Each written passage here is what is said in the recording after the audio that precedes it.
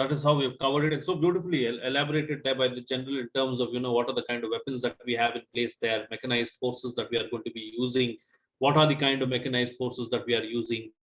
All that so beautifully explained about, and all that information you can actually use in your answers in terms of, what are India's options, what is India doing in the particular region. And if you name some of these weapons that he has spoken about, he has explained what each one of these weapons are also, your answers become so much more cleverer, and answers become so much more well researched and well thought out. This is what you need to give An out. announcement to make before I start the analysis. Of course, we have launched 14 new courses at the Bharata First Knowledge Center. It's your one-stop destination for all your competitive exams, and we totally now have 26 courses at the Knowledge Center, and we are covering a wide gamut of areas. Do go to kc.bharatafirst.com and register now. We have an early bird discount offer, and all these 26 courses are available at less than 1000 rupees per course. So it's a whole new learning experience where hundreds are reaping the benefits of the Knowledge Center. Don't be left behind. Register right now and experience this all new way of learning. You won't be disappointed, just as so many others have thoroughly enjoyed this learning experience. So let's first understand the key features of the Sino-India border. That complete border between China and India is 3,488 kilometers, and it is basically divided into three sectors. One is the eastern sector, which is Arunachal Pradesh and Sikkim, and then is the central sector, which is basically Uttarakhand and Himachal Pradesh, and third is the western sector, which is basically eastern Ladakh. Now these are the three sectors where we have this boundary of complete 3,488 kilometers. As far as the eastern sector is concerned, the border dispute is basically, it is following a McMahon line, which is the watershed principle. Of course, it's not been recognized by China because they are not the signatory. So we follow the McMahon line, three sectors, eastern, central, and western. Right? Eastern is basically Arunachal, central is Uttarakhand and Himachal, and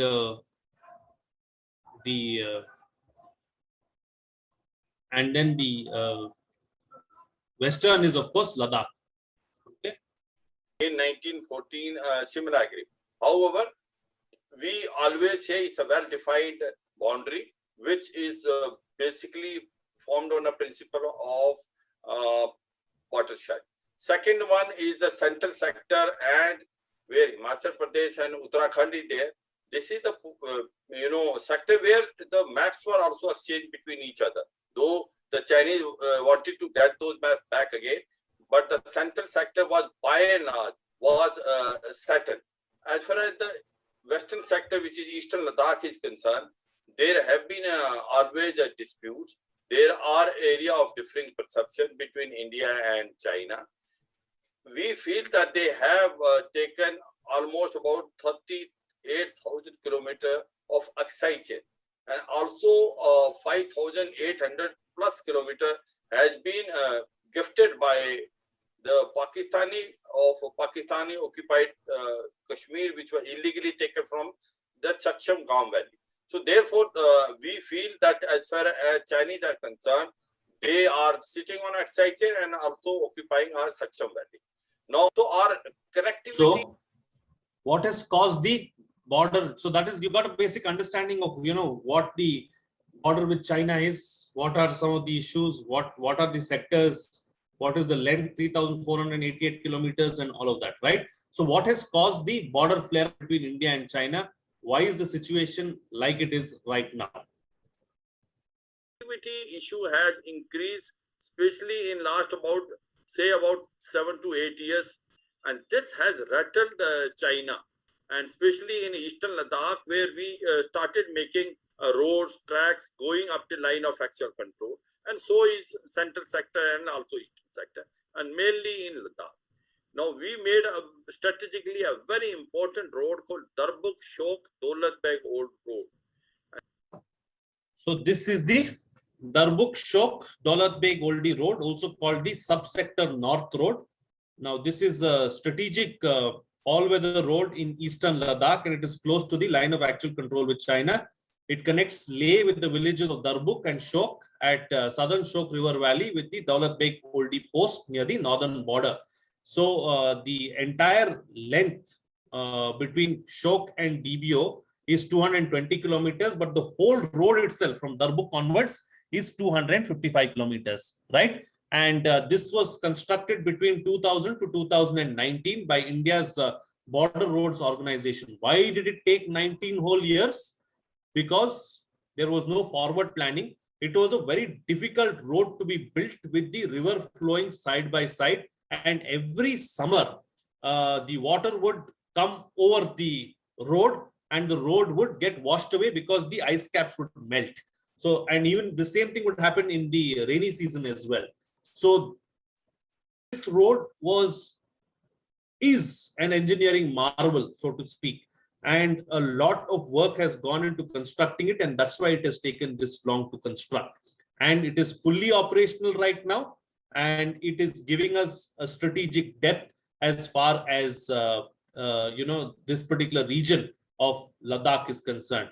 Let me just share an image of this particular road, understand it, and you know exactly what I'm talking about. Okay, so you get an understanding of where the road is and how it goes.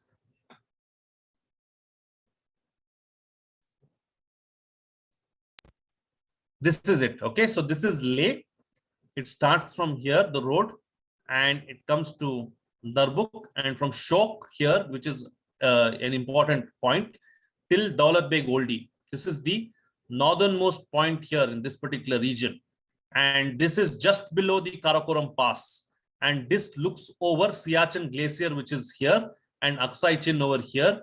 And it is a very, very strategic place. Earlier, before this road was actually constructed, till 2019, part of India, we had no direct access. The only way this could be accessed was through a small little airstrip on which the flights used to land. We used to have a small little post there once upon a time. Now we have a whole brigade level, presence in this particular area in Daulat Beg Oldie, which is of extreme strategic importance. And with this road now completed, we have direct all weather, all through the year access. Okay, so that is what its significance is. And this particular point, this Daulat Beg Oldie, the airport or airstrip rather, or air landing space has now been increased. So we can land our Globemasters and other planes as well there right now. We can airlift important ammunition and arms as well. So that is of very significant development that has taken place here. And this is something that has not gone down well with the Chinese, because they thought that we are going to try something adventurous here in Aksai Chin, especially after the comments that were made by the politicians after Article 370 or special or certain sections of Article 370 were abrogated. We were talking about how we are going to take back POK, and so all this rattled the feathers Chinese, and that's why the Chinese also decided to get a little adventurous, and they decided that let's get into preventive action. India is reactive. China is, gets into, preventive methods. So that's why they went ahead and did that. Let me just share another image so that you can better understand it, better understand the topography.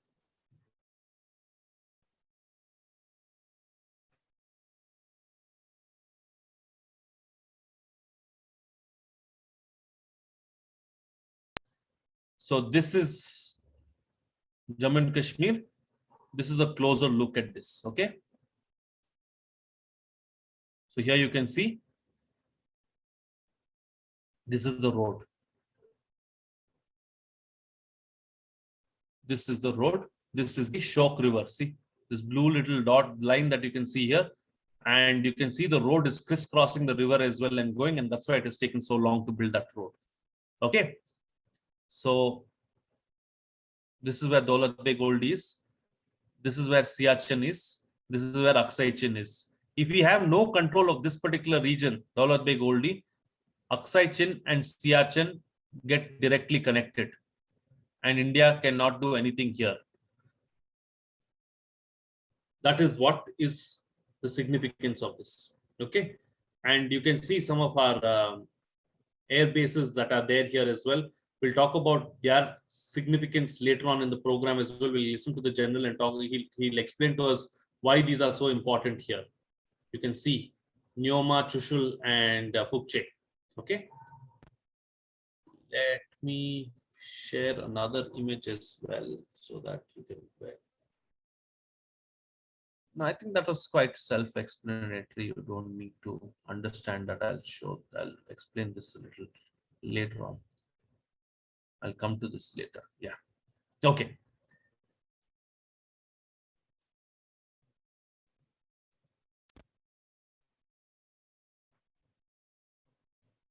And that was a tripping point. And not only that road which connects the Daulat Beg Oldie, which is called subsector north, wherein we have a force size of more than a brigade plus. And there is a ALG, Daulat Beg Oldie, which we upgraded also. And therefore, the Chinese thought that we are doing or trying to do something in Aksai Chin.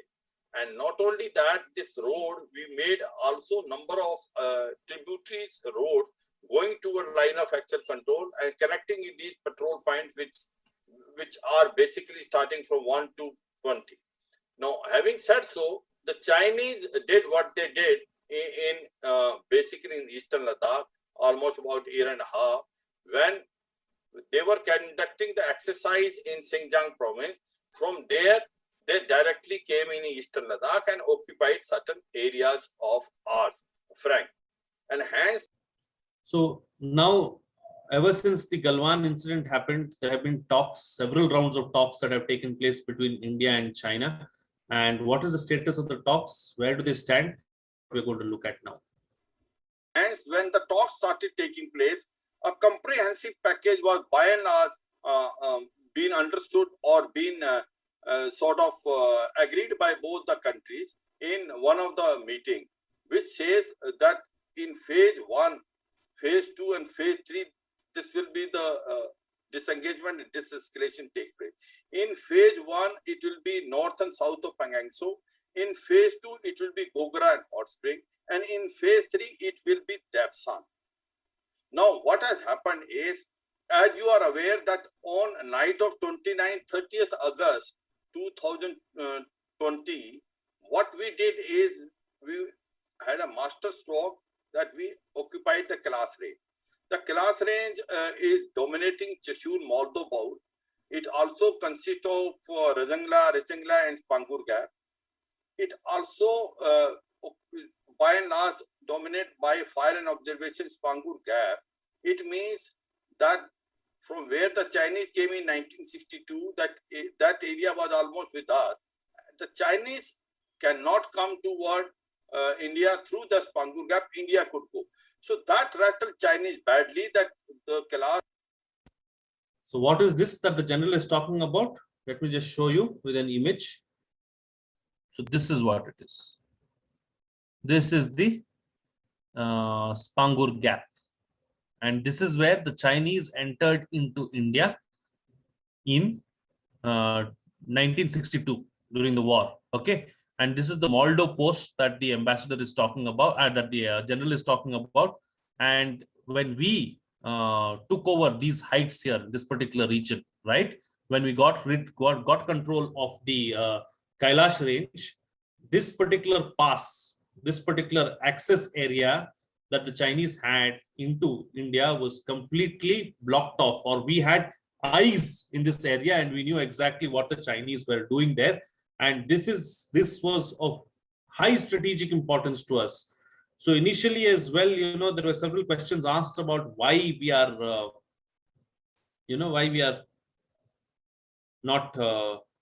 why did we give up so easily? We'll get into that as well in just a bit. The general will talk about that. Just to give you a better understanding, see, this is the Pangong Lake, about 144 kilometers long it is, and 2/3 is in China, and this is the line of actual control that you can see. And we are supposed to be right up to finger 8, but the Chinese have been progressing, and they came up to finger 4, and that's how deep into our territory they came in this time around. And as of now, the official statement is that they have gone back to pre-Galwan times. What is the situation on the ground, we don't know, but we will go by the official stat, right? So this is something that I wanted to show you. And let me just see if I can take up another image as well. I'll come back to this in a bit. Yeah. Okay. Range was strategically very important to someone. People say that it was as important as what we occupied certain very important heights in Jammu and Kashmir. So the question came whether we should vacate class range or not. So when we established this package, that in phase 1, north and south of Pangong, in phase 2, Gogra Hot Spring, and phase 3, Dapsang, thinking that the Chinese will abide by what they have promised, in a good faith, we withdrew from class range in phase 1 when the Chinese went from North Pangong, finger 4 to finger 8. Now, having done that, thinking now they will follow same thing in phase 2 and phase 3, because class range was a trump card and it was a leeway available to us which rattled Chinese, and Chinese were defensive. After having vacated class range, their attitude changed. They start dilly-dallying in phase 2 and phase 3. So in phase 2, when this class, Gogra and Hot Spring was to be vacated, they vacated from Gogra, but they have not vacated from Hot Spring. And they are not talking about Dapsang. Now, this is the main issue which is coming in. India is telling that as per the comprehensive package which we agreed, and that's why on that good faith we have vacated class range. You were to vacate now Gogra, Hot Spring, and Dapsang. Let's analyze that. Will they do it? And if they do it, what will be the outcome? Now, to me, it looks like that they may agree in time to come to vacate Hot Spring, but Dapsang, they are unlikely to vacate so soon. The reason is Dapsang is strategically very important to them, same way it is important to us. Why it is important to China? Because China feels that by coming to 1959 claim line where they have come and they are not letting our patrol points to go there, they are giving depth to their Excichen as well as their western highway which is going from Xinjiang to Lhasa. Also, by sitting where they are, they can directly address Nubra Valley and Siachen Glacier by bypassing Daulat Beg Oldie, that subsector north where we have a brigade plus strength. Third thing is, this is the only place where there can be a direct collusion which can take place between China and Pakistan. China from east from Excichen, Pakistan from west from Gilgit-Baltistan can sandwich Nubra Valley and Siachen Glacier. And hence it is very important to them and they will not like to go back to where they have come. Now, as far as India is concerned, it is also very strategically important to us. After we have constructed Darbuk-Shok Daulat Beg Old Road, this subsector north, we have increased the size of the force level. We have also taken tanks. We have also ensured that it is very well defended and also made sure this ALG has a capability of all fighter aircraft. That from there, we can dominate China-Pakistan economic corridor in Gilgit-Baltistan, Karakoram highway, as well as we can dominate their western highway, which is going from Xinjiang to Lhasa. So there we have now made an alternate. Okay.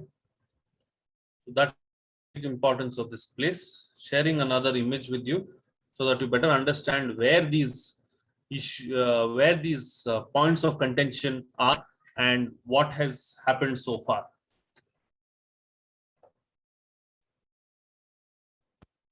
So see. So this is DBO here. Okay, DBO here. This is Depsang here. So the Chinese have come almost till here and are trying to, destabilize this entire road and this process and everything else there, so that they are in a space here where they can completely overlook our road and see what is happening. This is the Galwan Valley where the incident took place. This is Hot Springs. This is Pangong So, which has by and large been sorted as of now. Hot Springs will get sorted soon, because of its strategic importance, may not happen anytime soon, is what we are looking at the moment. So this is how things are, then this is how things stand right now.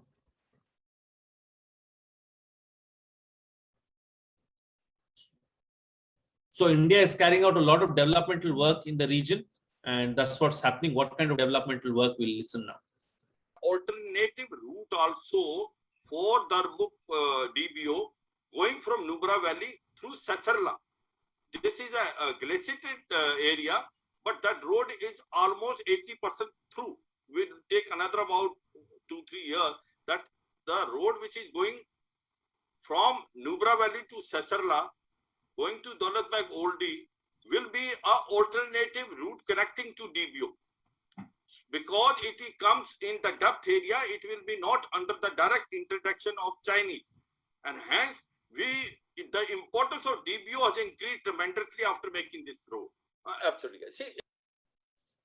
So what kind of threat does the PLA Air Force pose to India?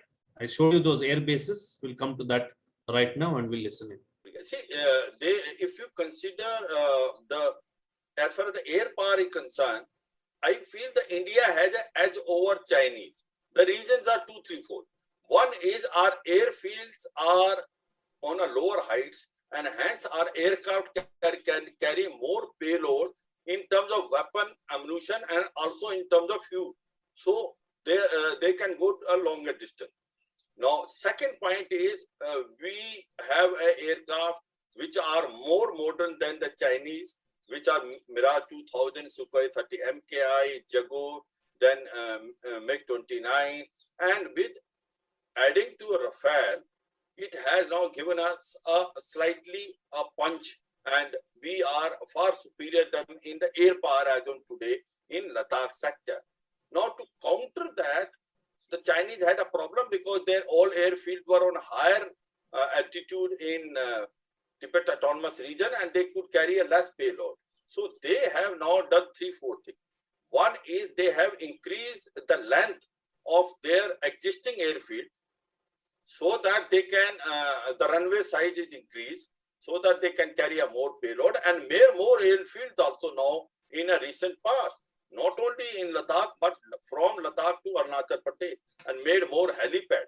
And India also has activated the previous, ALG, Neoma, Darbuk Chowk, DBO, and also we have a Leh, we have got Srinagar, we have a Jammu, we have a Bareilly. So overall, India is in better position even now. But to counter this, the Chinese are fast catching by making airfields which are having a longer runway and also more sheltered, bunkers and pans where they can keep their aircraft. But as far as the air power is concerned, I still feel we have edge because J-20, the stealth aircraft with the top, is not time tested. It has not been seen. It is called a 5th generation aircraft. But whereas our Rafale, which is 4-5 generation aircraft, which we already almost got both the squadron, is been tested in Libya, Iraq, and Syria. It has participated and it has got more capability, though 4.5 generation. So the air, you can say, balance has tilted toward India, especially after, first of all, we must. So that is as far as how the situation is with regards to the Air Force. Now we look at the specific sectors. So what is happening in the eastern sector, what is happening in the central sector, and what is happening in the western sector. This is important. We must understand is that as far as the eastern sector is concerned, they consider it as South Tibet is a part of the southern portion of the Tibet, and they do not recognize Arunachal Pradesh as a part of India, which it doesn't make a difference to us, because we always claim that in 1914, that when the treaty was signed between British India and Tibetans, the Chinese rep was also present, and it follows a well-defined line called a backbone line, which is on a watershed principle. And if they had any sort of dispute on this, in 1962 they came down up till plains of Assam, but they went back. Why they went back? Because that is not Arunachal Pradesh is not a part of China, southern portion of Tibet. It is an Indian part. Two, three things which are very important to them. One is possibly they are putting pressure on India by raising this issue of Arunachal Pradesh, that if tomorrow there is an overall settlement on the border, they are keen that Aksai-Chin we should forget. We should forget about the Sakchangam Valley, and they will give some concession to us in the eastern sector. That is also a thought process which he said, but no one knows exactly. But as far as the eastern sector is concerned, 2-3 places where they have a lot of importance and aim. One is the Toang sector. Toang sector, they feel it. One, it is the second largest Buddhist monastery there. Second, it is gateway to Assam plains. So they always feel that if there is an area where the Chinese will be interested in Toang sector, which we always feel threatened, we have already fortified that.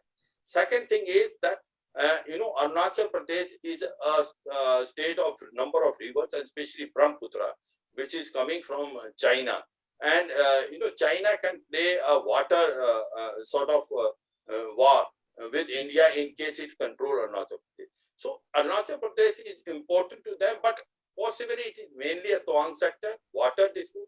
And second thing is a counter pressure to put that if there is a settlement, they are very much interested that if we accept that Aksai-Chin is a part of China and also the valley, then Sakchangam Valley, then they may give us some concession toward the eastern sector. Now, this is what is not officially said, but it's unofficially, this is on the line, because the Chinese have, now in this only. Now we look at the central sector.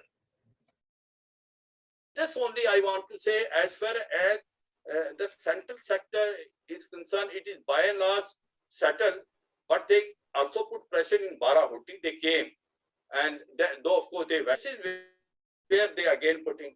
Now a new chapter they have opened is with the Bhutan, which is very interesting.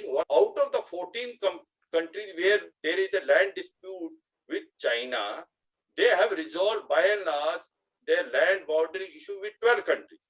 There are only 2 countries which are left. One is India, one is Bhutan. Now they have signed a MOU, 3-step roadmap. Now what they are doing is, if you remember Doklam, where we raised this objection because they were coming in Bhutanese territory, which was on our tri-junction. Why it was important to us, if they come where they wanted to come and they come to Jhamfari Ridge, they can dominate this Siliguri corridor and they can cut rest, northeast from the rest of India. So we objected, and thereafter they went back after almost about more than 70 days. But now they are putting pressure on Bhutan to accept that in the western sector, they will give some concession in their central sector of Bhutan. And they have raised another bogey by telling in the eastern sector, which was well settled, the Sakatang Wildlife Sanctuary, which is very close to Artuan. So therefore, it looks like that they are putting tremendous pressure on Bhutan to give them a concession in Doklam area. In return, they will give something in their central sector and eastern sector. And this we cannot accept it, because if they do that, then our Siliguri corridor is threatened by Chinese. Actually, first of all, so what are India's options? How can India counter China's adventurism on the border and analyze India's military options in containing China's aggression? So these are possible questions that you can get, and this is how you can take them forward. Frank, you asked the question earlier, which I will add in this, is that the Chinese have built up almost about 50 to 60,000 additional troops in Ladakh area, and they have built up their infrastructure also. But so is India. India has also built up, almost about 3 divisions more. We have built up the infrastructure for them. We are in a better position because we are battle hardened. We are prepared to stay in this height for longer time. We have been staying in Siachen and also in Western Ladakh. So as far as Chinese are concerned, they are there to stay. That's what the Chief Army Staff mentioned. They have built up their infrastructure and they are going to stay there. But considering, the better hardness of Indian troops, we are far better off. They after 1979, they have not fought any war. And in 1979 against Vietnam also, against a small country, they had a bloody nose. So therefore, the Chinese are worried in Ladakh, there is no doubt. But they are well preparing to stay this winter. India is also well prepared. What India has done here is that we have taken the best of the weapon system available to us.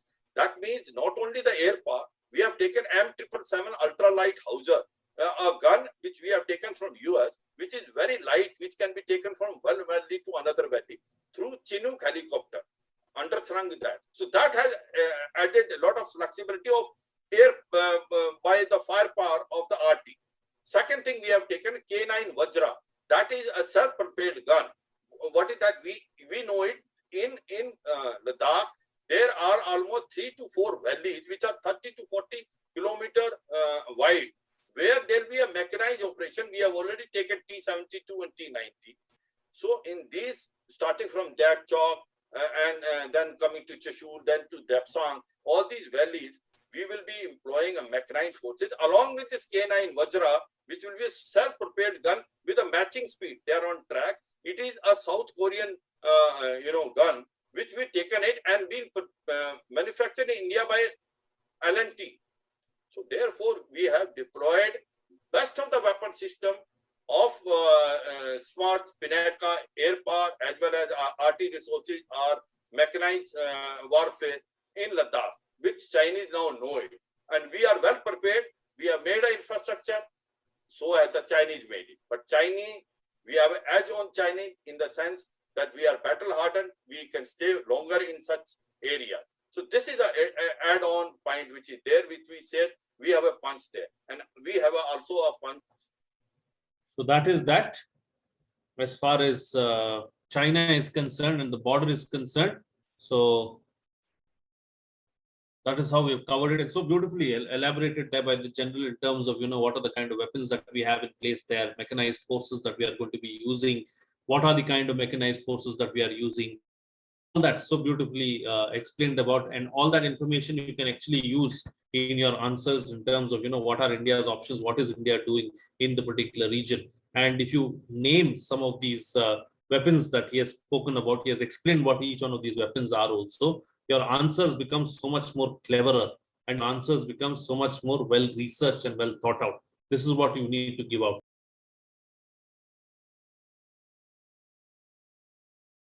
If you like the content, please like the video, subscribe, hit the bell icon and share the video as well so that more people get to know about us.